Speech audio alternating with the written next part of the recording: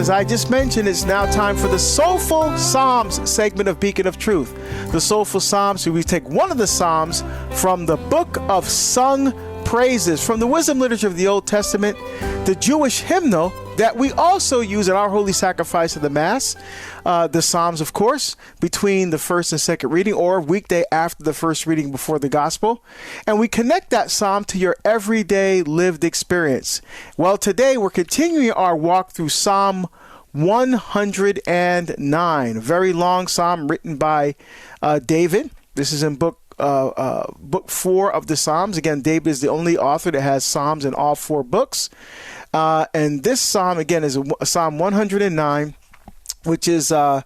Oh, wait, this one is, wow, this is a long Psalm.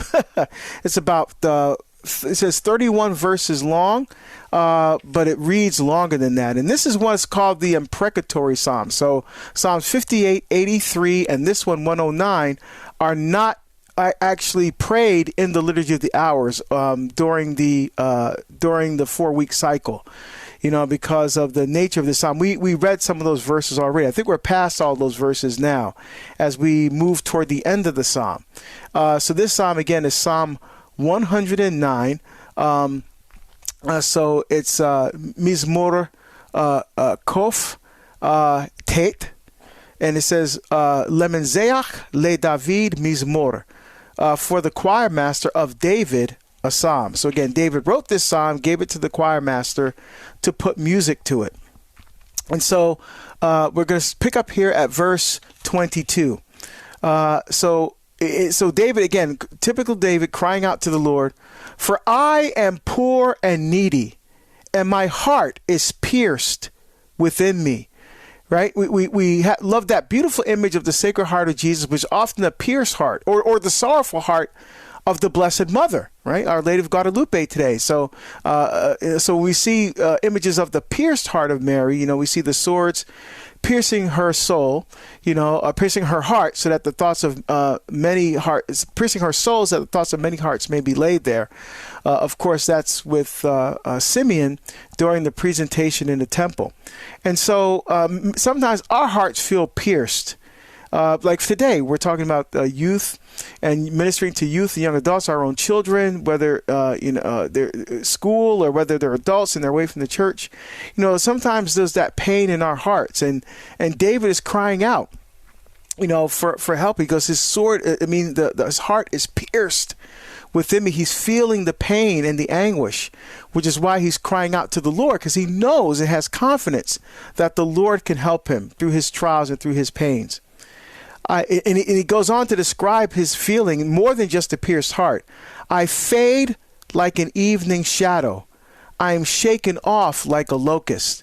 Again, I love how David uses image from nature and created reality in order to bring a more descriptive feel to the psalm, so we can relate to the psalm even more and kind of engage David more in his prayer to the Lord, even emulate David's prayer.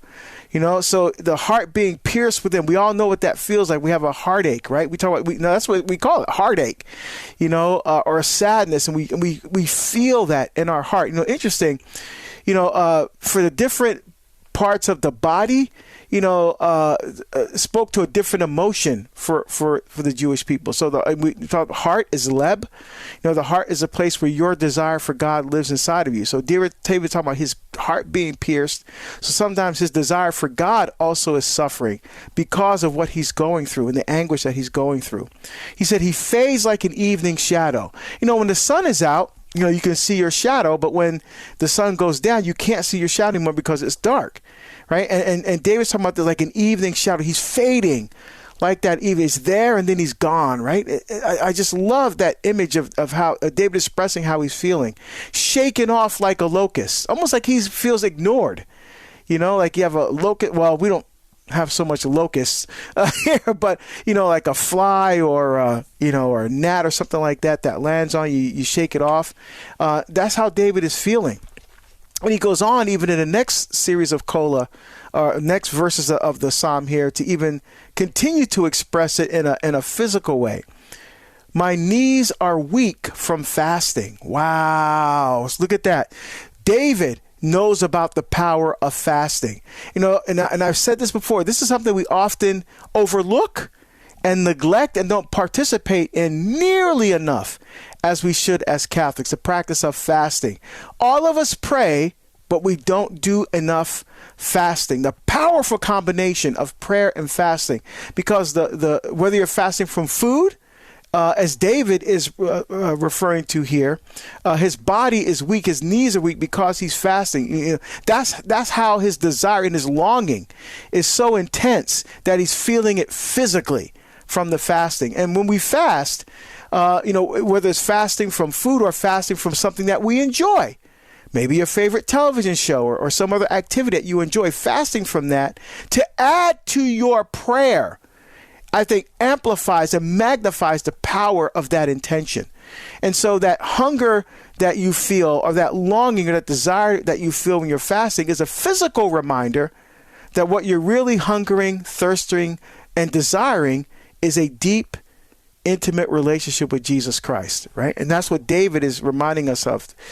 He says, my body is thin and gaunt, right? And we don't have to fast to that extreme, but David is his prayer is so intense, and he is connecting fasting with that prayer in such an intense way that he's feeling physical effects from it. Now, we should never fast to that extreme, but the idea here is fasting and prayer together is a powerful combination.